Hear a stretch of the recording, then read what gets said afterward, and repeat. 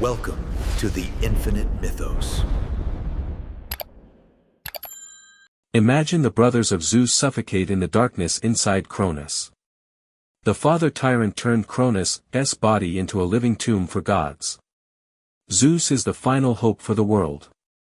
Zeus asks for no peace. Zeus seeks no compromise. Only lightning and blood for the child killer Cronus. Chapter 1 The Deadly Swaddle. The first contraction seized Rhea like a fist closing around her spine.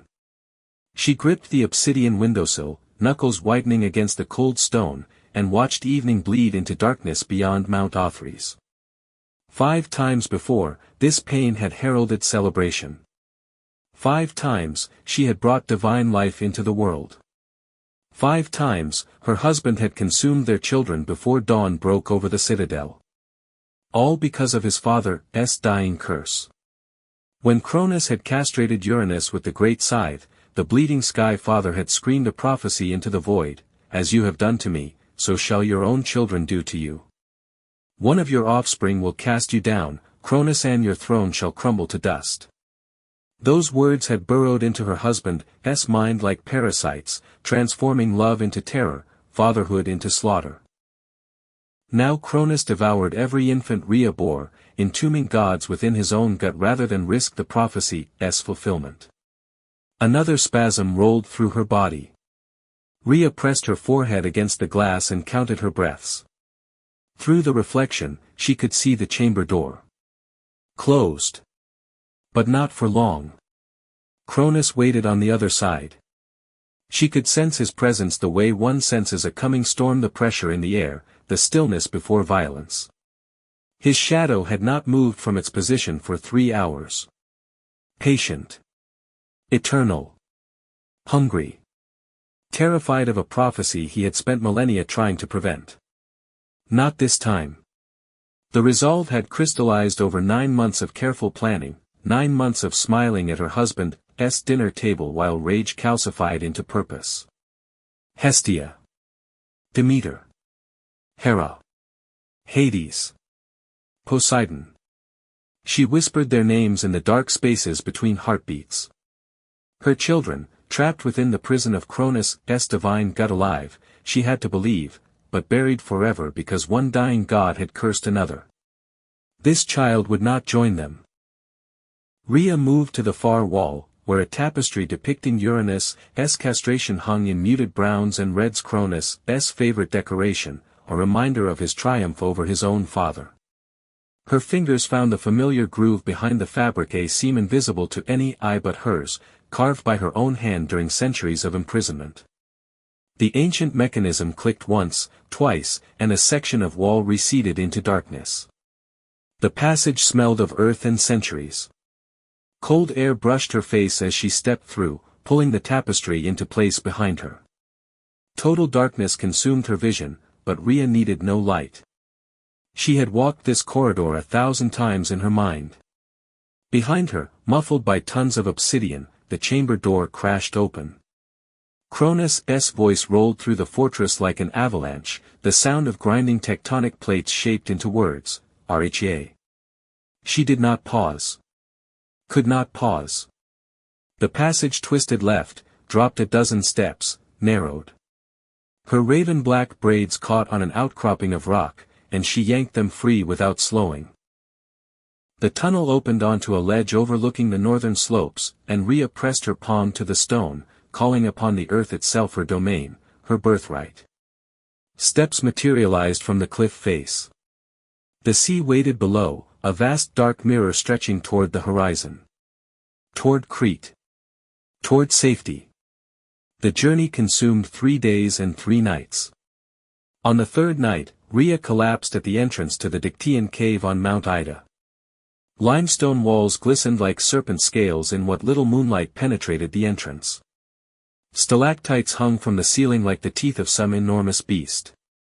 The air tasted of minerals and thyme, heavy with damp earth and something sweeter beneath, honey, perhaps, or nectar from flowers growing nowhere else. The birth was agony. The birth was glory. She screamed into the darkness, and the cave swallowed her voice whole. And in the small hours before dawn, Rhea held her sixth child in trembling arms. He was perfect. Smaller than his siblings had been, but burning with an intensity she had never witnessed. His eyes, when they opened, contained the infinite sky, not pale blue, but the deep violet of the moment before a storm breaks.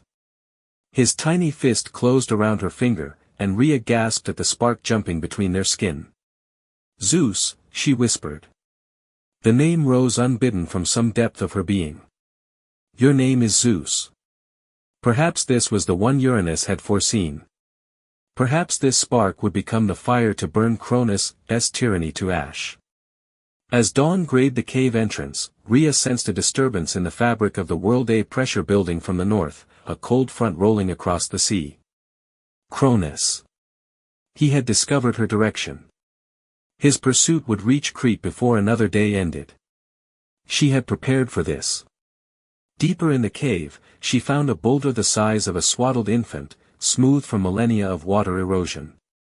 She submerged it in a pool of sacred water, whispering words in a language older than her own people. The ritual had come to her in dreams, fragments of knowledge from the earth itself, teaching her how to deceive a god who believed himself undeceivable. She wound fine white linen around the boulder, the same fabric intended for her real child, layer after layer, until the shape approximated a sleeping infant. She infused the bundle with a fragment of her divine essence. To Cronus' perception, it would register as life. Divine life. His child, wrapped and waiting. Rhea called out in a voice pitched beyond mortal hearing. The summons traveled across the island, reaching the nymphs and warriors guarding Crete's sacred places. They arrived within minutes. First came Amalthea, the divine she-goat whose milk could nourish even a god-child. Behind her, the nymphs Adrastea and Ida. And behind them the Curetes. Armored warriors forged from bronze and determination, their helms crested with copper plumes. Each carried a sword and a shield scarred by countless impacts of metal on metal. Their leader dropped to one knee. "Queen Rhea. We have awaited your call. The child must be hidden. Protected. Raised far from the tyrant's sight." She placed Zeus into the nymph's arms. "Feed him Amalthea's milk. Teach him the ways of the wild. And above all make certain no cry of his reaches beyond these mountains. When the child weeps, we will dance. Our swords against our shields will drown any sound he makes." The sky turned the color of old bruises. The temperature plummeted. Frost crawled across the stalactites, and pools of sacred water iced over in spreading fractals. Cronus entered without ceremony. The Titan had to duck beneath the cave's entrance, his towering form filling the space with the weight of ages. His skin resembled cracked gray granite, each fissure leaking faint golden light of captured time. And his eyes, those terrible eyes, where hourglasses of churning sand had replaced whatever he had been born with, fixed on Rhea with an intensity threatening to stop her heart. "Wife." The word ground out of him like tectonic plates shifting. "You fled. I could not bear," she let her voice crack. "Not again. Not in our chamber, where the walls remember their screams. Show me." Rhea drew herself up to her full height, amber eyes blazing. "Is this what we have become? You, pursuing me across oceans like a hunter after prey? I am your queen, Cronus. The mother of your children, my children are safely contained. As this one will be. Contained." She spat the word. "Imprisonment in the pit of your stomach. An eternity of darkness and dissolution. All because your father cursed you with his dying breath." She stepped toward him, fury no longer entirely performance. "Uranus spoke those words to wound you, Cronus, and you have let them poison everything. You murder your own children for a prophecy whispered by a castrated god bleeding into the void. The prophecy will not come to pass." His voice cracked like splitting granite. "I will not suffer my father's fate.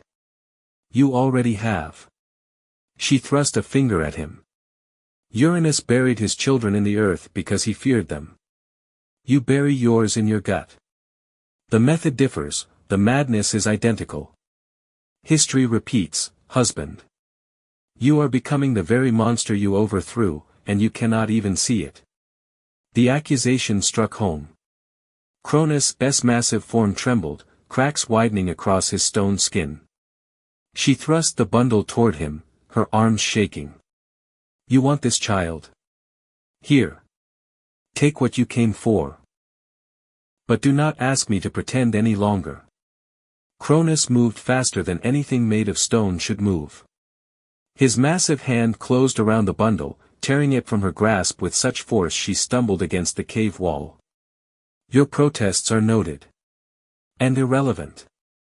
The prophecy demands this. His jaw unhinged, revealing a throat opening onto absolute darkness, the same darkness her other children had descended into. The bundle disappeared in a single motion, swallowed whole like everything else this monster had ever cared about. The fate of Olympus shifted between one heartbeat and the next. Rhea watched her husband swallow a stone and called it the first victory of a war he did not realize had begun. Cronus paused. His hand moved to his stomach, pressing against the granite surface of his abdomen. The hourglass sand in his eyes slowed its eternal churning. Something is wrong. This one is cold. Heavy. What did you expect? You have swallowed 6 gods. Perhaps your appetite finally exceeds your capacity. She let tears come, real tears, drawn from the bottomless well of accumulated sorrow. Of course I grieve. I am a mother. You have taken everything from me. Again. Cronus studied her, searching for betrayal. Rhea let him see her exhaustion, her grief, her defeat. These emotions were genuine. She had simply redirected them. The prophecy is dead, he said finally, as if trying to convince himself. 6 children. 6 contained. Uranus' curse dies with them. No heir of mine will ever sit upon my throne. Deep in the Cretan jungle, miles from the cave, Zeus opened his storm-colored eyes and screamed. His cry carried no sound. The Cretes were already dancing, their swords crashing against shields. But the cry carried something else. A current never before existing in this cosmos. The sky above Crete exploded into blinding white. Lightning, the first lightning in the history of the world, tore from the clouds and struck the summit of Mount Ida. Thunder shook the island to its foundations. Trees toppled. Rivers reversed their courses. And in the Dictaean cave, Cronus staggered as though struck by a physical blow. What? His stone face cracked wider. What was that? An omen, Rhea said, her voice carefully neutral despite the wild hope blazing in her chest. Perhaps the cosmos disapproves of what you have done. Perhaps even the sky weeps for my stolen child. Or perhaps, she did not say, your father's prophecy has already begun to unfold. Cronus' hourglass eyes churned with something like fear. The titan who had castrated his own father trembling before a bolt of light from the heavens. The irony was exquisite. The deed is done, Cronus said, more to himself than to her. The prophecy is broken. This changes nothing. But his voice lacked conviction. He did not look at her when he left.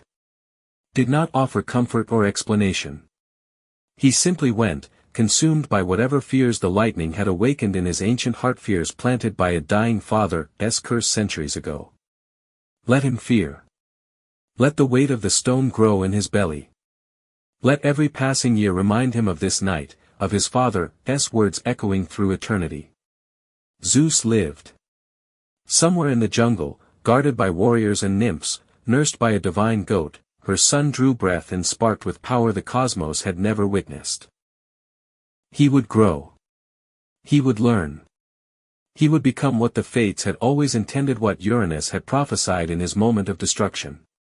The Cretes' dance echoed across the island, a constant, thunderous rhythm of metal striking metal. Each clash of sword against shield was a wall.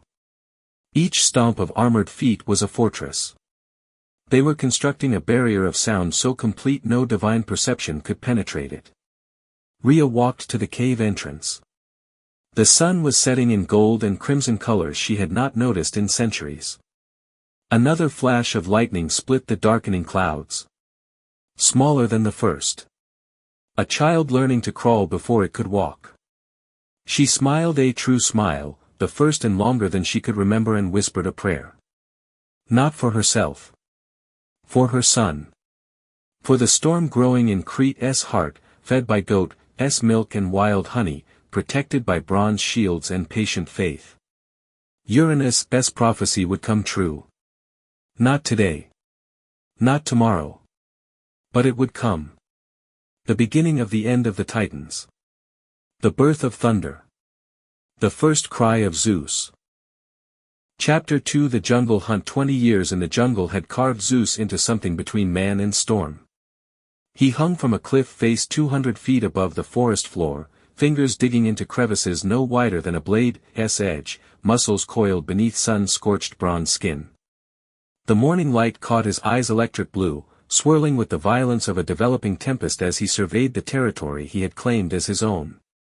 Below, the primal jungles of Crete spread in every direction.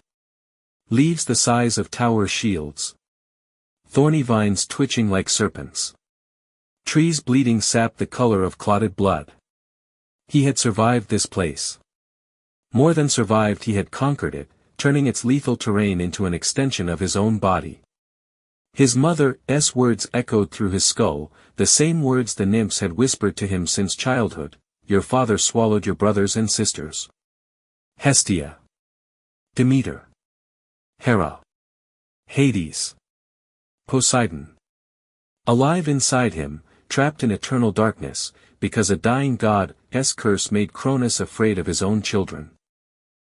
Zeus pulled himself over the cliff's edge and rose to his full height, 6 feet and 5 inches of hardened muscle, sun-bleached hair crackling with static electricity. The hatred had become comfortable by now. Familiar. A companion he woke with and slept beside. Every trap he constructed, every beast he killed, every scar striping his flesh, practice for the day he would tear open his father's gut and free what remained of his family. The world beyond Crete suffered under Cronus' tyranny. Zeus could sense a wrongness in the fabric of reality, a stagnation creeping through existence like frost. The Crete spoke of villages where children stopped being born. Rivers frozen mid-current. Seasons refusing to change. His father was killing the cosmos, and only Zeus possessed the fury to stop him. The wrongness struck him like a fist to the sternum. Zeus dropped into a crouch, nostrils flaring. The jungle had gone silent, no screech of cicadas, no rustle of predators through undergrowth.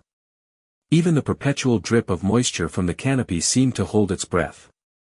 Something had landed on the island. Something carrying the stench of decay and ancient malice. He closed his eyes and extended his senses outward, riding the currents of charged air the way he had taught himself during childhood storms.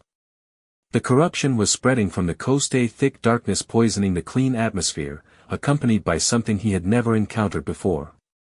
Creatures. Fast. Wrong. Their presence registered as jagged tears in the natural order. Titan hounds. The Cretes had warned him of these abominations, assassins bred from Cronus' darkest magic, designed to track divine blood through any terrain. Wire-haired monstrosities with eyes glowing sickly yellow. No fear. No fatigue. Only hunger and their master's will. His father had finally discovered the truth. 20 years of deception, and now Cronus was reaching across the sea to correct his mistake. Zeus smiled. He had been waiting for this. He moved through the canopy like water through stone, silent, inevitable, leaving no trace. The hounds were advancing in a spread formation, their corrupted presence burning through his awareness like brands pressed against flesh.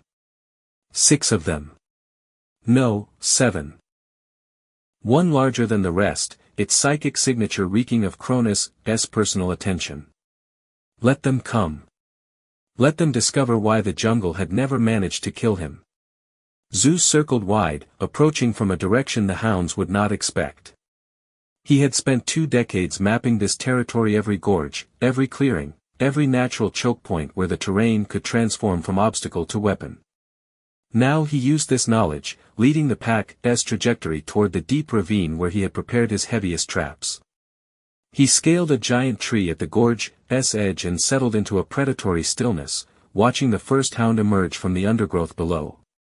Massive. Shoulders taller than a man. Matted fur the color of dried blood, eyes blazing with the sickly yellow of Cronus' influence. It raised its snout and inhaled, searching for his scent. "Come," Zeus whispered.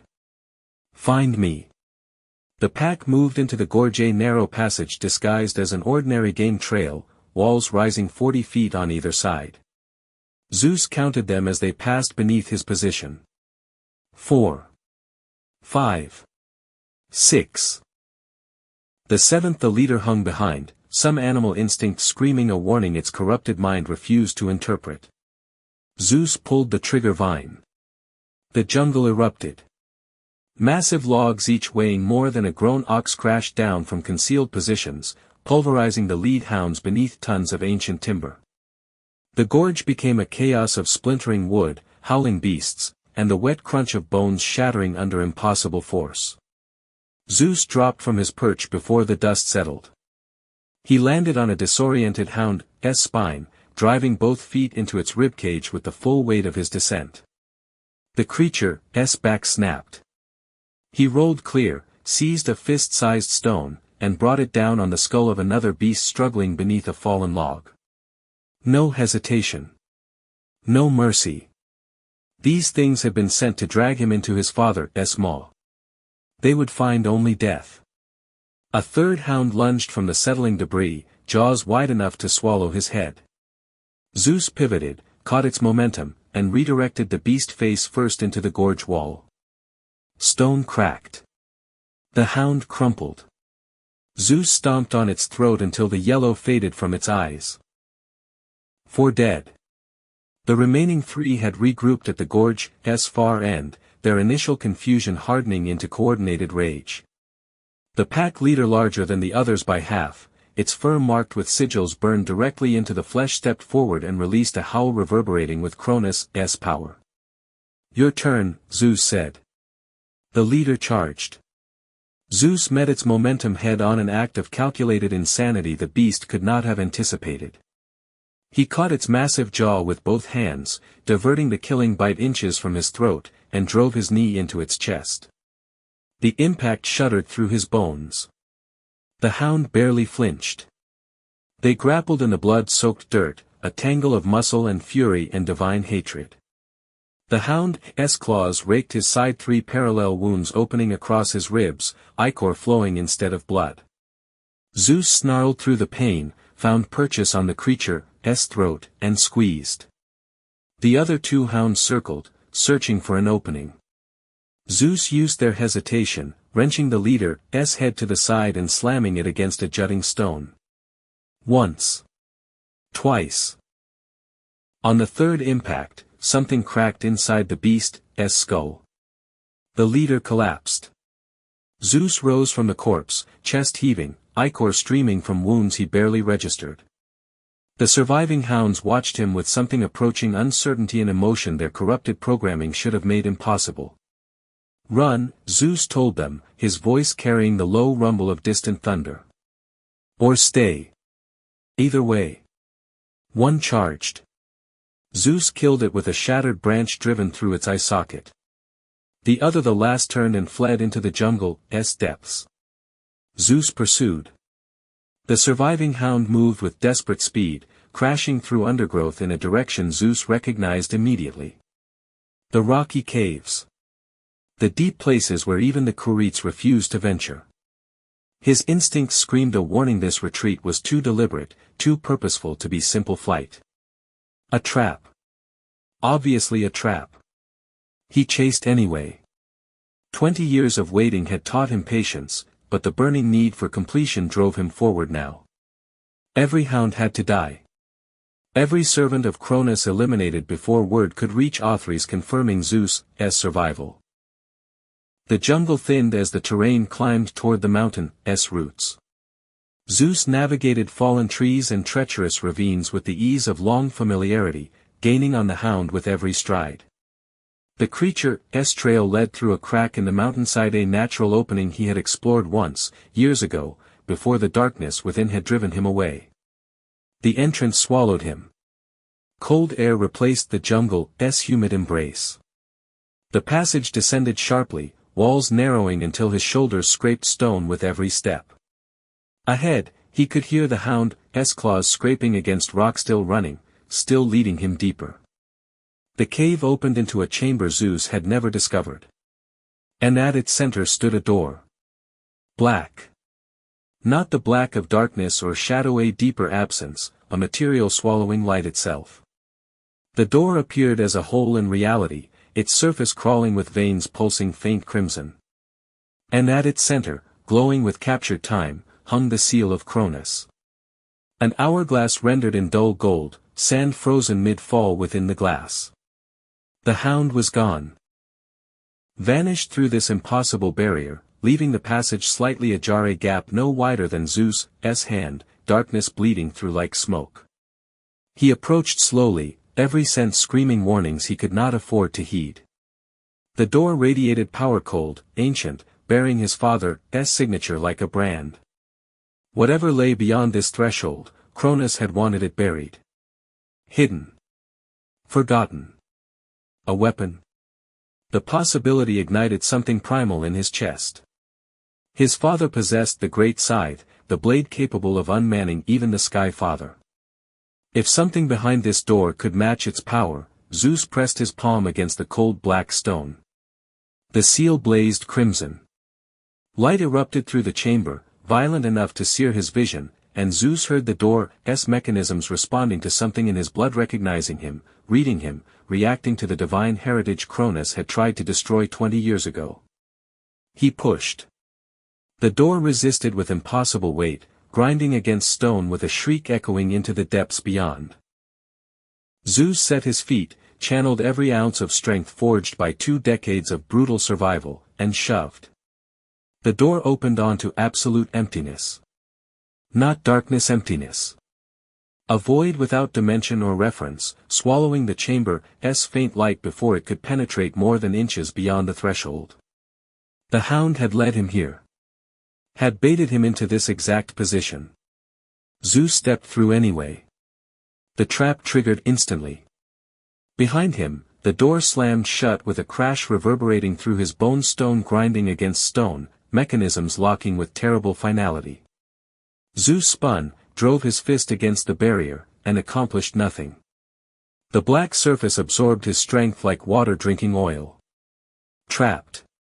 Cut off from the jungle, the Cretes, everything he had built across 20 years of preparation. His father's seal glowed faintly through the darkness, mocking, patient, eternal. Zeus attacked the door with everything he possessed. Fists. Shoulders. Kicks capable of shattering stone. The black material accepted each impact without complaint, returning nothing, no vibration, no crack, no sign his efforts registered at all. This was not a room. This was a prison. A dungeon designed by Cronus for enemies too dangerous to destroy but too valuable to release. The space began to illuminate, not with light, but with its absence receding, dimensions resolving from the void like a memory surfacing from deep water. Zeus found himself standing in a chamber outside normal geometry, its walls curving in directions his eyes refused to process. Dust hung motionless in the air, frozen mid-drift. Time itself had stalled here. And in the far corner, something moved. Zeus dropped into a fighting stance, hands raised, wounds forgotten. Another servant of his father. A guardian left to destroy anyone foolish enough to breach the seal. The figure stepped into visibility, and Zeus' breath caught. Not a monster. Not a guardian. A titan ancient beyond measure, his form lacking the hard edges Zeus associated with his father's kind. A beard flowing like white-capped rapids. Skin covered in fine iridescent scales shimmering even in this lightless place. eyes containing the depth of trenches no mortal had ever witnessed. "You can lower your fists, child." The voice rolled through the chamber like tide against shore, a bass so deep it vibrated in Zeus' marrow. "I have no quarrel with you. None of the survivors do. Who are you?" "Oceanus." The name carried weight, history, power suppressed but not destroyed. "Your father's brother. His prisoner for longer than your island has existed." Zeus held his position, arms still raised. "Why should I believe anything you say?" "You should not." Oceanus settled onto a formation of frozen stone, his movements carrying the patience of geological eras. "Belief is worthless. But observation has merit. You see this chamber? Outside ordinary space and time. Cronus built it for those who discovered truths he needed buried. I am one of many.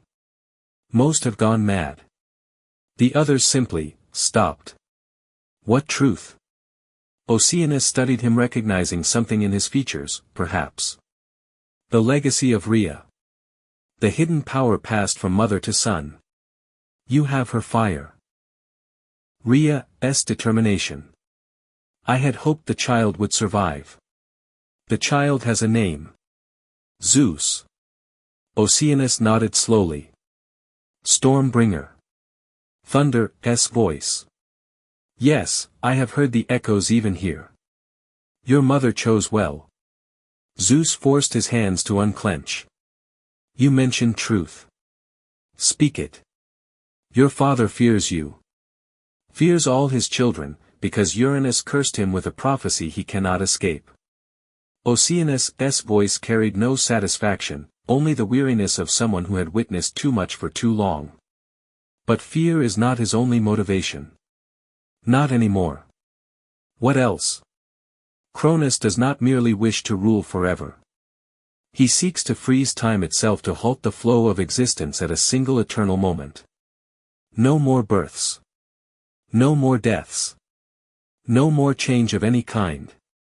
The cosmos locked into perfect stagnation, with only his consciousness remaining to appreciate the stillness. The words landed like physical blows. Zeus had hated his father for swallowing children, for murdering what he feared. But this was something worse. Something beyond tyranny. He is insane. He is afraid. Oceanus rose, his form seeming to flow rather than move. Fear pushed to absolute power becomes madness. Cronus would rather destroy everything than risk losing anything. He has already begun. The villages where seasons no longer turn. The rivers freezing mid-current. These are not accidents, they are tests. Preparations for the final act. How do I stop him? You cannot. Not as you are. Oceanus moved closer, and Zeus resisted the urge to retreat. But you possess something Cronus never anticipated. You were born in secret, hidden from his awareness, raised outside the flow of time he controls. His power cannot touch you the way it touches others. You exist as an anomaly in his perfect system. So I'm, what? Immune? You are possibility. Oceanus placed a hand on Zeus' shoulder, cold, wet, carrying the weight of primordial depths. The only possibility remaining. Everything else Cronus has locked into place. Controlled. Contained. But you, Zeus Stormbringer, you are the variable he could not account for. The change he cannot prevent. Zeus stared at the ancient titan, 20 years of hatred crystallizing into something sharper. Something with purpose beyond revenge. Tell me what I need to do. Oceanus smiled, the first expression crossing his ancient features, and began to speak of siblings trapped in darkness, of poisons capable of undoing even a titan's digestion, and of a war waiting to be born. Chapter 3. The big poisoning. The collar chafed against Zeus' throat, iron bands designed to mark him as property, to brand him as something less than the titans he served.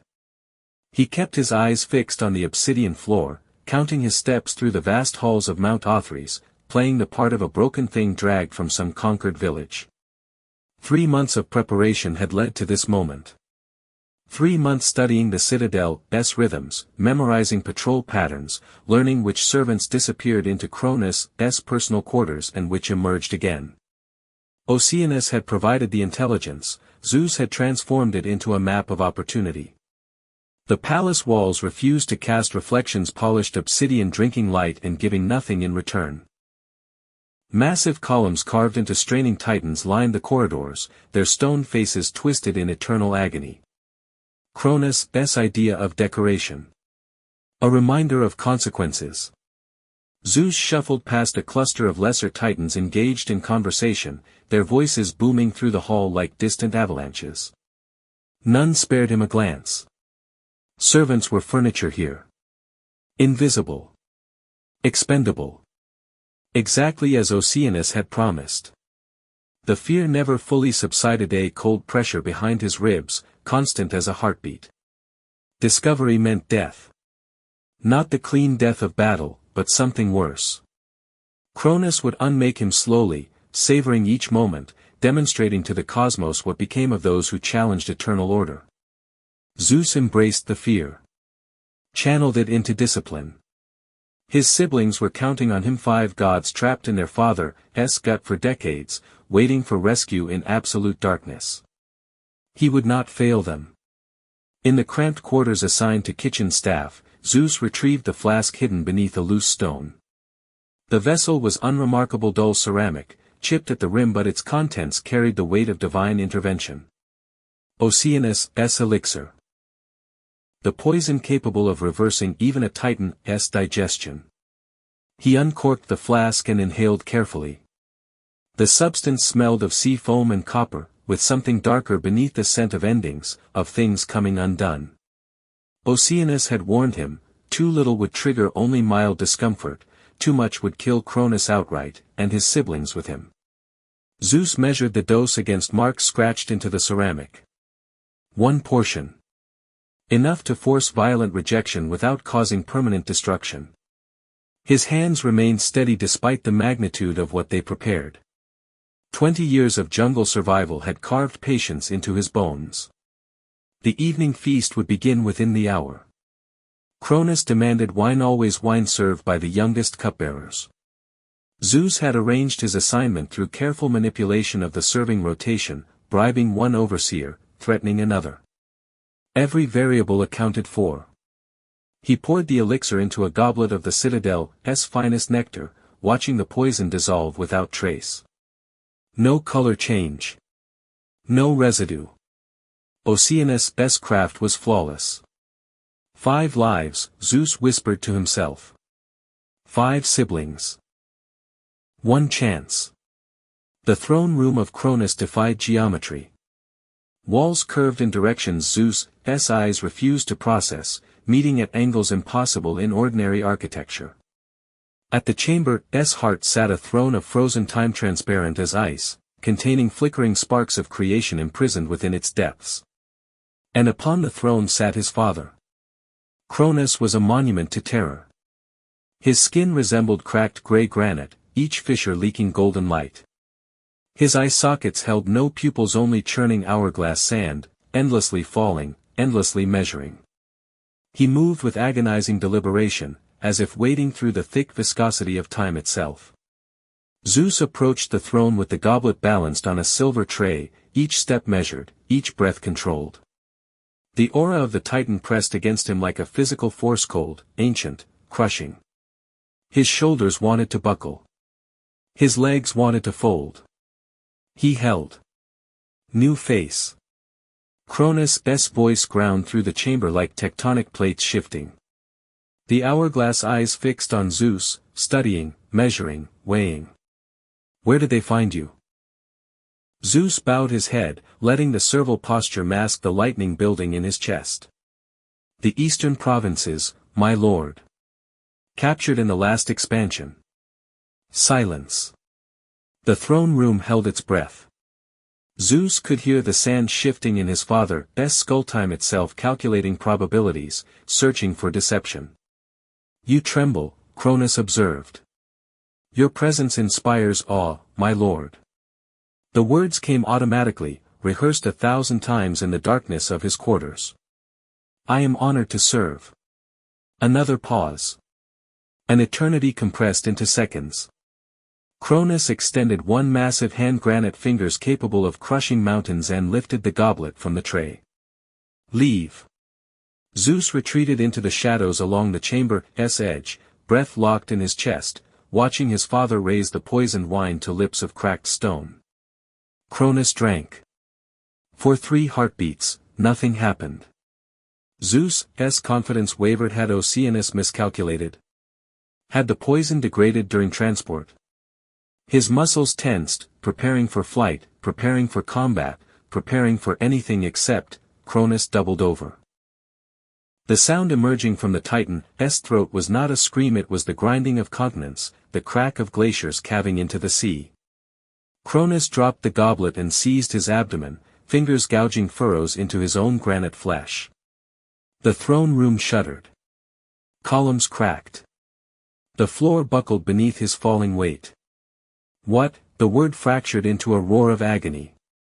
Cronus crashed to his knees, crushing floor slabs beneath him, and his jaw unhinged in a spasm beyond his control. Something emerged from the darkness of his throat. Something gold. Something alive. Hestia came first, oldest of the swallowed, last to appear, her form blazing with the fire of the first hearth. She tumbled onto the cracked stone, gasping, fully grown, eyes wild with decades of accumulated darkness. Demeter followed. Hera. 2 goddesses erupting from captivity in bursts of divine light, their screams mixing with Cronus' anguish in a symphony of chaos. Hades rose from the wreckage like a shadow given form, pale, cold, his eyes holding the infinite depth of the abyss he had endured. And behind him, thrashing free of their father's grip, came Poseidon, water exploding from his form in torrents, flooding the throne room, carrying with it the salt of unshed tears. 5 siblings. Alive. Free. Zeus tore away the servant's collar and stepped from the shadows, electricity crackling along his skin. Brothers. Sisters. His voice carried thunder. The tyrant falls. The freed Olympians required no instruction. 20 years of imprisonment had forged them into something beyond anger, a united fury directed at the writhing figure of their father. Poseidon's trident materialized from sea foam and divine will. Hades drew shadows into blades. The goddesses called upon powers dormant but not destroyed during their captivity. They fell upon Cronus like a storm breaking against a mountain. Zeus struck first, raw electricity arcing from his palms, searing through his father's granite hide. The Titan staggered, weakened by the poison still churning through his system. Poseidon's trident found the crack Zeus had opened, driving deep. Hades wrapped chains of darkness around limbs no longer capable of resistance. Retreat. Cronus' voice cracked, actually cracked with something approaching desperation. Guards. Attend me. But the shadow servants on the walls hesitated. Their master was bleeding golden ichor onto the throne room floor. The god who had devoured his own children was crawling toward the chamber doors, pursued by those same children grown into weapons of retribution. Cronus fled. The Titan of time, the lord of the cosmos, the devourer of gods, fled from his own offspring like prey from predators. The Olympians did not pursue. They stood in the wreckage of the throne room, breathing hard, ichor and water and shadow mingling on the broken floor. And Poseidon, massive, beard dripping with the sea he had carried in his heart for decades, began to laugh. Brother. He crossed to Zeus and seized him by the shoulders, salt water still streaming from his eyes. You did it. You actually did it. We did it, Zeus corrected. But pride swelled in his chest regardless, a fierce, burning satisfaction he had never permitted himself before. The tyrant was wounded. Running. His siblings were free, the palace was theirs, and for the first time in memory, the future seemed possible. Hera approached him, her dark eyes carrying assessment rather than gratitude. The palace is ours. What comes next? We hunt him down, Zeus said. Finish what we started. The confidence in his voice masked nothing. He believed it. They had won. The victory lasted 3 days. On the fourth morning, the horizon turned dark. Not with clouds with bodies. Titans. Hundreds of them, summoned from every corner of existence by Cronus' desperate call. They emerged from mountains and emerged from seas. They descended from the sky and rose from the earth. An army of primordial gods marshalling against 6 Olympians and whatever mortal forces had rallied to their banner. Zeus stood on the battlements of Othrys and watched his easy victory dissolve into nightmare. How many? Hades materialized beside him, his voice carrying the chill of graves. Enough. Zeus' jaw tightened. More than enough. Cronus stood at the center of the advancing host, no longer wounded, no longer running. The Titan had recovered, and with recovery had come rage beyond anything Zeus had witnessed. His father's voice rolled across the battlefield like an avalanche. My children have chosen war. Let them drown in it. The Titans charged. And Zeus understood, with terrible clarity, what he had actually accomplished. Not victory. Not freedom. He had started a war. 10 years. A decade of blood and thunder and endless, grinding conflict. The war they would later call the Titanomachy consumed everything Zeus had built, everything he had hoped for, everything he had believed possible. The battlefield shifted across the cosmos from the peaks of Olympus to the shores of ancient seas, from volcanic wastelands to frozen tundras where the very air could kill. Zeus led charge after charge, wielding lightning forged from his own fury, watching his siblings fight and bleed and refuse to surrender. Victory never came. Not truly. For every Titan the Olympians wounded, 3 more emerged from Cronus' seemingly infinite reserves. For every strategic gain, a counterstrike erased their progress. The war became a grind, attritional, exhausting, without clear end or purpose beyond survival. Zeus aged during those years. Not physically, gods did not age, but something behind his eyes hardened, calcified, transformed from the wild fury of youth into something colder and more dangerous. He had started this war with certainty. Now he prosecuted it with desperation. In the 7th year, Cronus unveiled his true weapon. The Battle of the Thessalian Plains began at dawn. Zeus had positioned his forces perfectly, Poseidon flanking from the east, Hades emerging from shadow to strike the rear, the goddesses providing support from concealed positions. The trap closed around a Titan battalion. Victory was moments away. And time rewound. Zeus found himself standing at dawn again. Same positions. Same plan. Same certainty of victory. He gave the signal. The trap closed. The Titans died. Time rewound. Again. And again. And again. Each iteration slightly different, the Titans adjusting their positions, learning from deaths they should not have remembered, adapting to strategies they should never have seen. By the 15th repetition, the Olympians walked into a massacre of their own design. Cronus' laughter echoed across the battlefield, carrying through temporal distortions no Olympian could navigate. Did you think you could defeat time, children? Time is patient. Time learns. Time remembers everything. Zeus ordered retreat. But retreating from a time loop proved impossible. Every withdrawal simply triggered another reset, another opportunity for Cronus to perfect his response. The Olympians were rats in a maze with no exit, running the same paths until exhaustion claimed them. The loops destroyed them in ways battle never could. Demeter stopped speaking in the 8th year. The goddess of harvest had relived the death of mortal soldiers she had tried to protect, relived it hundreds of times, each iteration slightly different, never enough to save them. She sat in camp now, eyes fixed on nothing, lips moving in silent conversation with ghosts only she could see. Hera's rage had curdled into paranoia. She saw traps everywhere, trusted no one, questioned every decision Zeus made. Their arguments shattered camp morale worse than any Titan assault. You led us into this, she hissed during their worst confrontation. You promised victory. You gave us eternity in hell. Even Poseidon's steady, unshakable Poseidon had begun to crack. Zeus found him one night standing at the edge of a cliff, staring into the void below, his trident hanging loose in nerveless fingers. How many times have we fought the battle of the narrow strait? Poseidon asked without turning. I do not remember. Neither do I.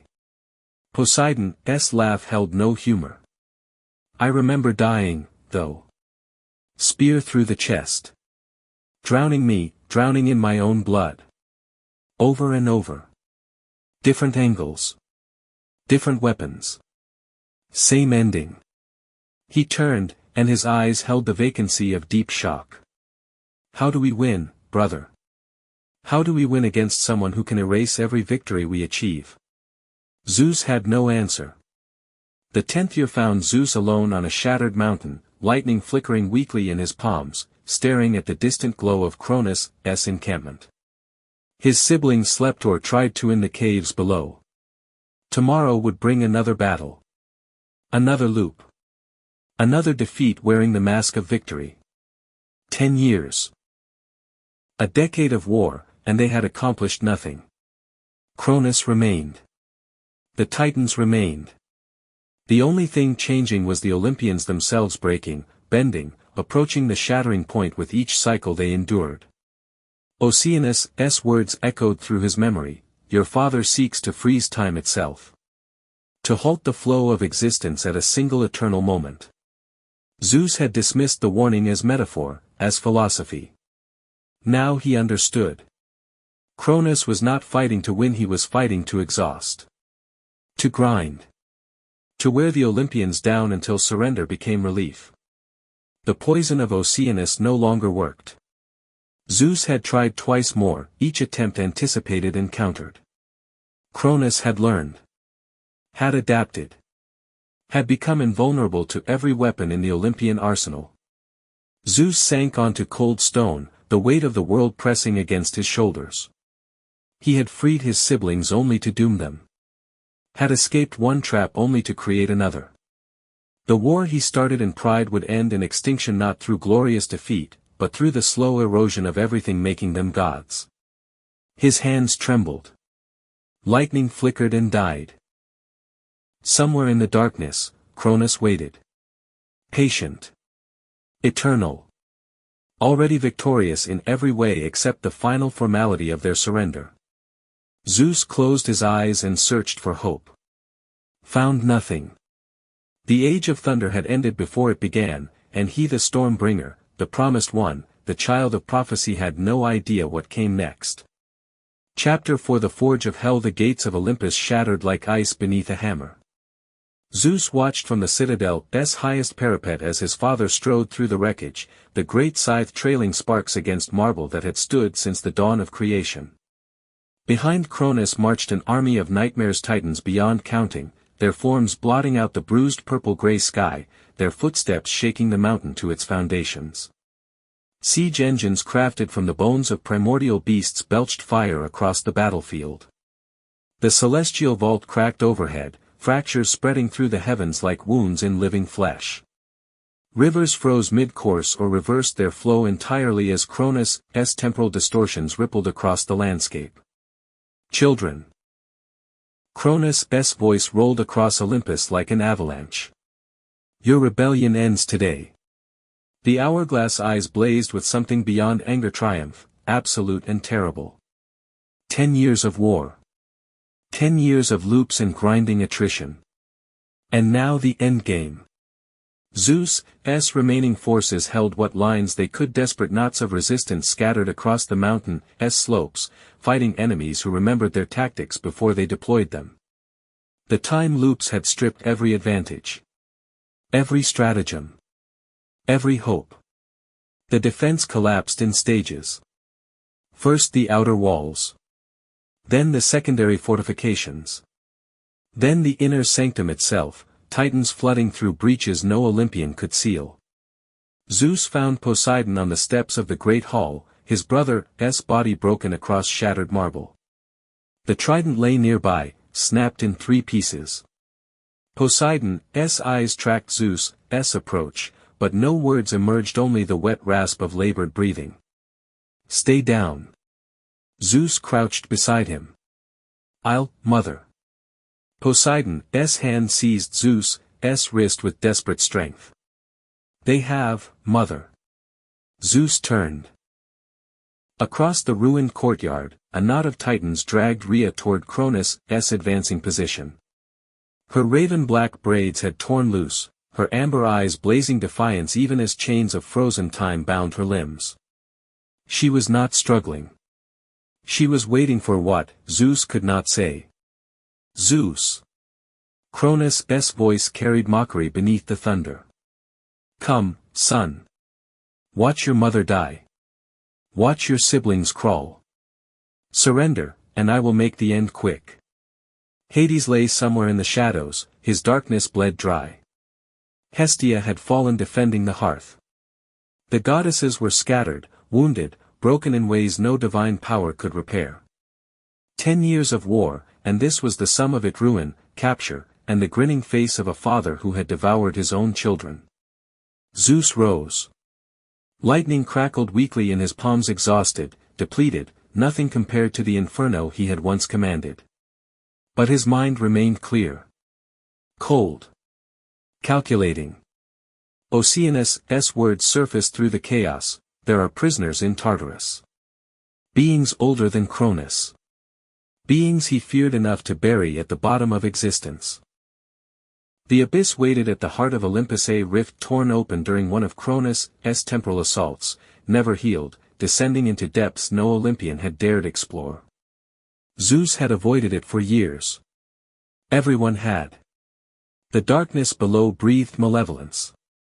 But malevolence could be redirected. Weaponized. Aimed at a common enemy. Zeus met his mother's eyes across the battlefield. Rhea's expression shifted: confusion, recognition, something approaching hope. She had always understood him better than he understood himself. "Well?" Cronus demanded. "Will you kneel, or must I break you first?" Zeus turned and ran. Not away from Cronus, toward the rift. Toward the abyss. His feet pounded against cracked marble, lightning trailing from his fingertips in desperate bursts. Behind him, he heard his father's roar of confusion and something else. Something almost like fear. The edge of the rift rushed toward him. Darkness breathed from below, cold and ancient and hungry. Zeus did not slow. He jumped. Cronus' laughter followed him into the void, a sound like continents grinding together, full of contempt and terrible satisfaction. "The Stormbringer chooses suicide." The words echoed down the shaft, distorted by depth and darkness. "So ends the rebellion. So ends the prophecy. My children will learn nothing escapes time." Above, Zeus heard the sounds of celebration beginning. Titans cheering. The war concluded by desertion. He had abandoned his siblings, his mother, everything he had fought for across 10 years of grinding conflict.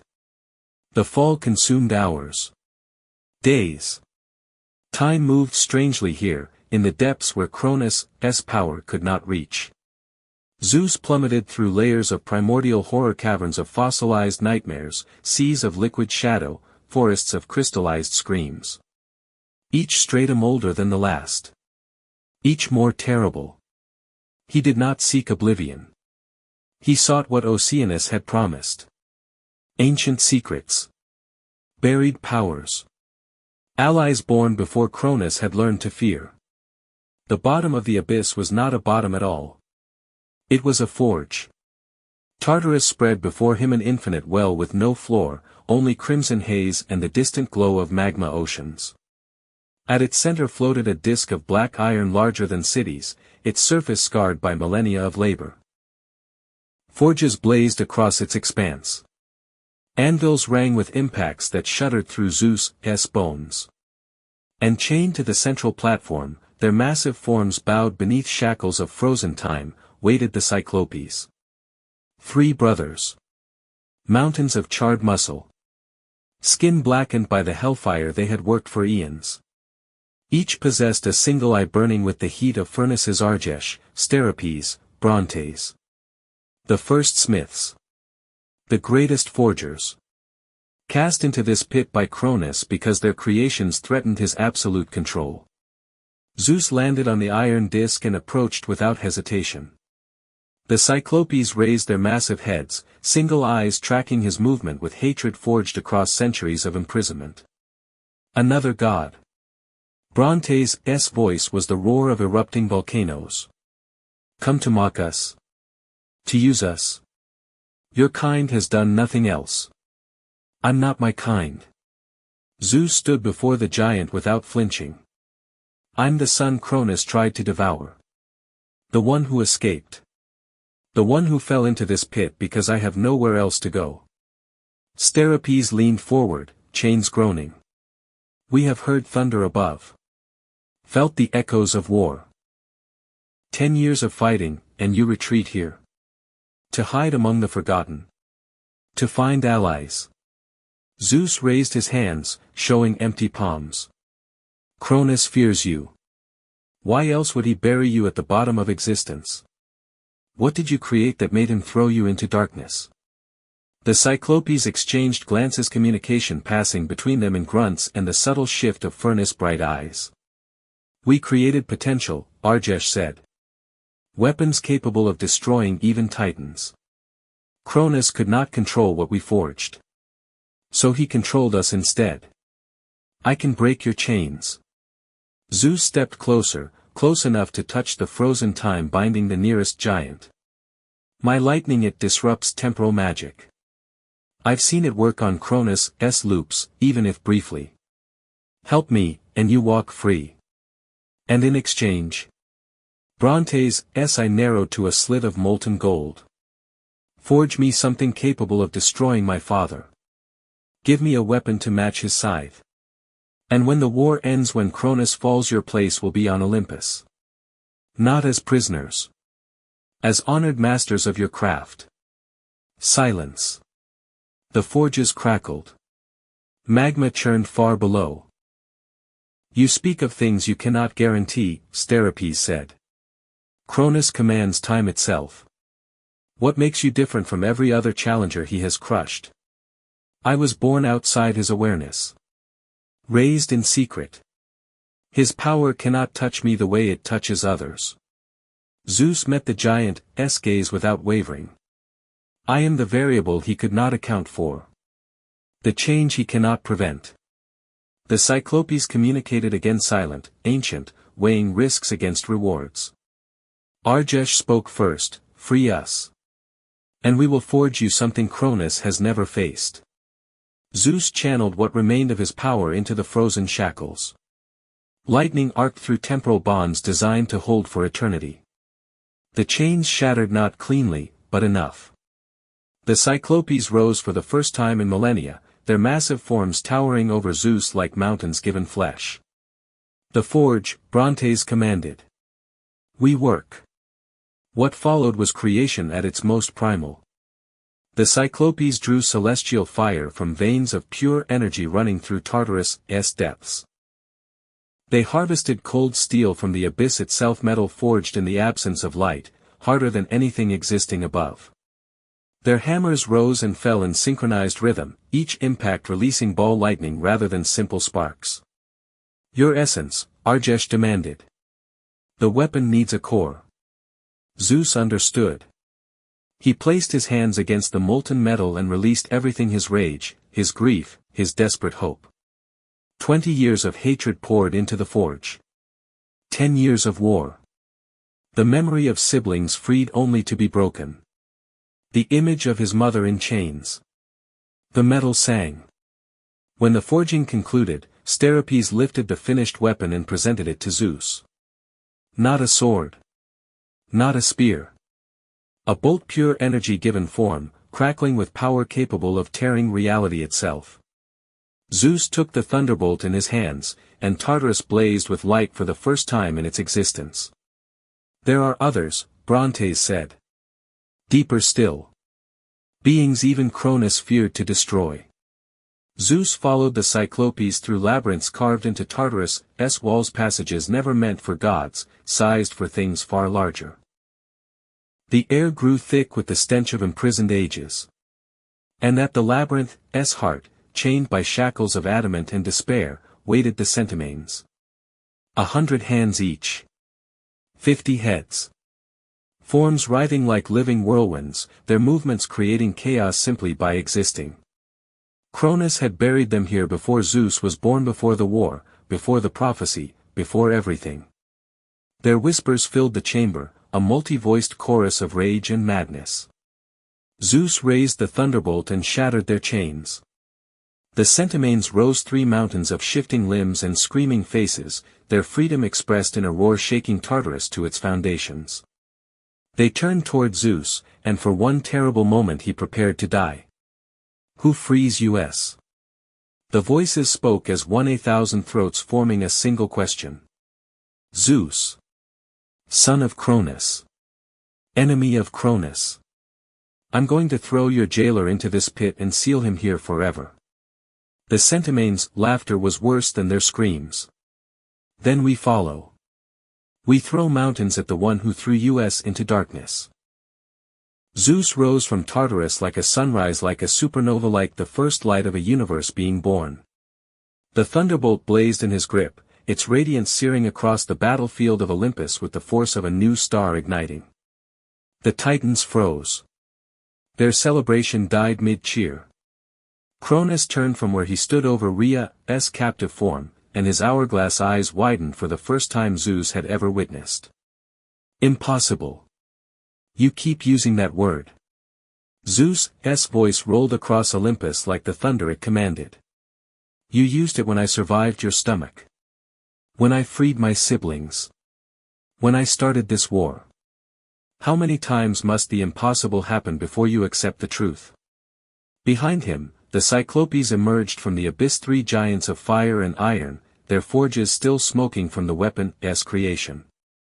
And behind them came the Centimanes, their 100 arms already reaching for the mountains they would tear free and hurl. The age of stagnation is over, Father.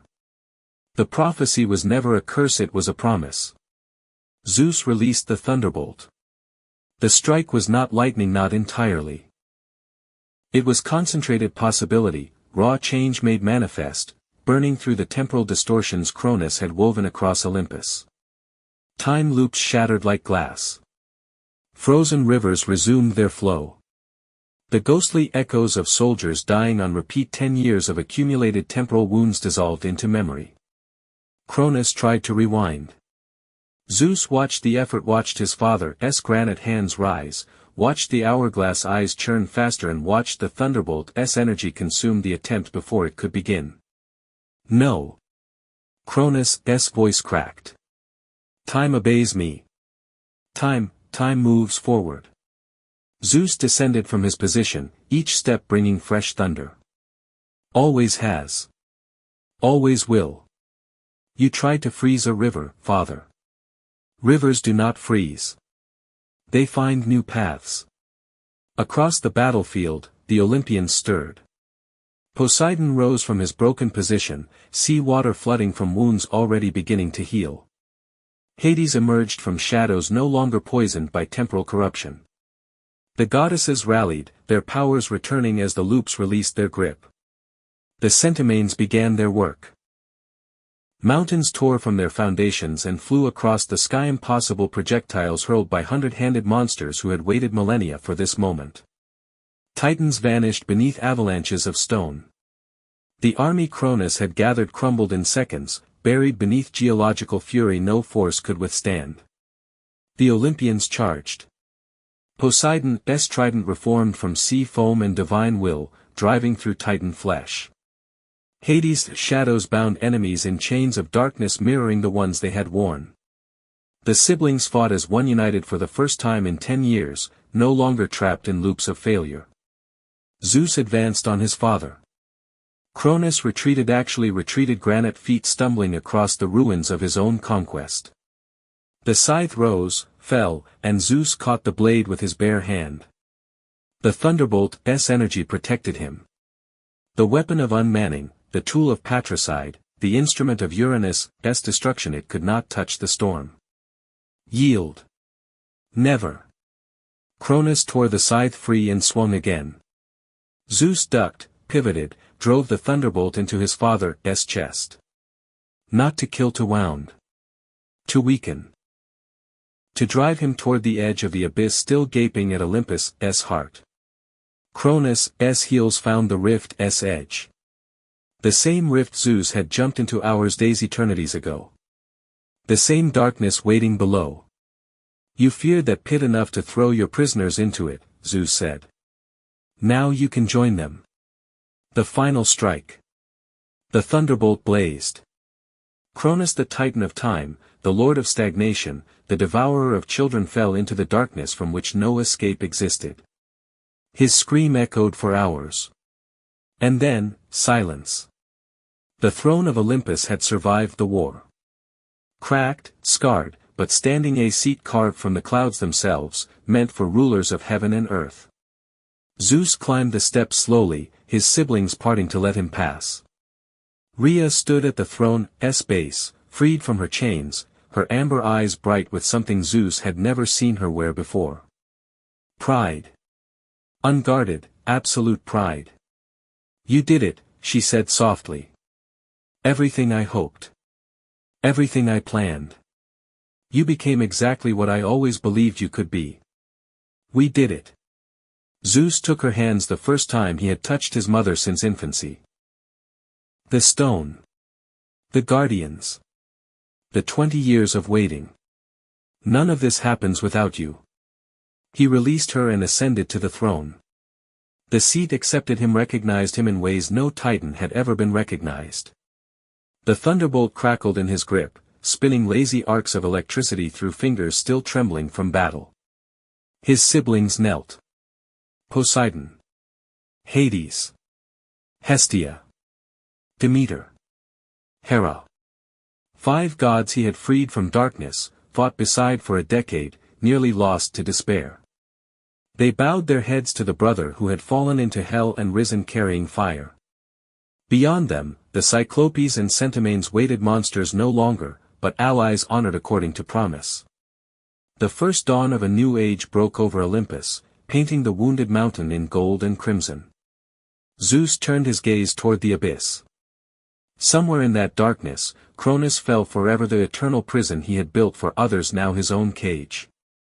The irony was not lost on the new king of the gods. Time's up, old man. The thunderbolt blazed once, a signal, a promise, a declaration written in lightning across the healing sky. It's the age of thunder now.